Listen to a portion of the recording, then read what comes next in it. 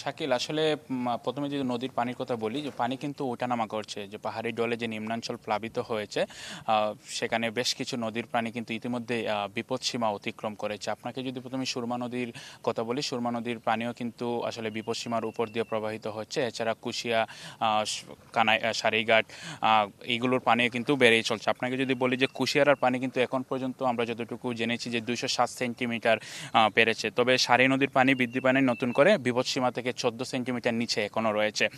সিলেটে কিন্তু আসলে গতকাল রাত থেকে কিন্তু বৃষ্টি নেই, যার কারণে কিন্তু এখন রৌদ্রোজ্জ্বল দিন আমরা লক্ষ্য করছি। তবে আবহাওয়া অফিস জানিয়েছে আজ সিলেট বিভাগের বিভিন্ন জায়গায় কিন্তু বৃষ্টি হতে পারে।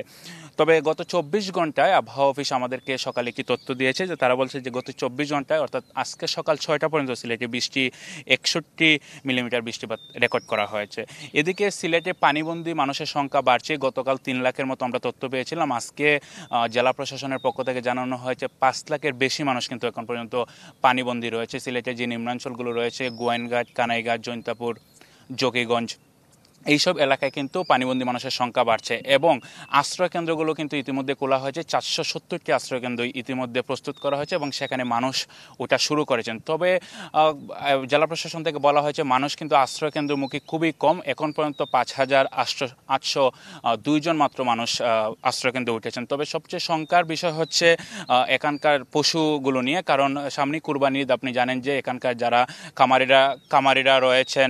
কামারিরা রয়েছেন তারা আসলে কুরবানির জন্য গরু মাঠে তোলার চেষ্টা করছেন। তারা বলছেন যদি এই পানি অব্যাহত থাকে তাহলে তাদের খামারগুলো আসলে বেঁচে যাবে। এই নিয়ে আসলে একটি শঙ্কা রয়েছে। এবং একই সাথে কিন্তু সিলেটের যে পর্যটন এলাকাগুলো রয়েছে, গতকাল সিলেট জেলা প্রশাসন এবং যে উপজেলা প্রশাসনগুলো রয়েছে তারা ইতিমধ্যে সকল পর্যটন কেন্দ্রে ভ্রমণ স্থগিত করেছে।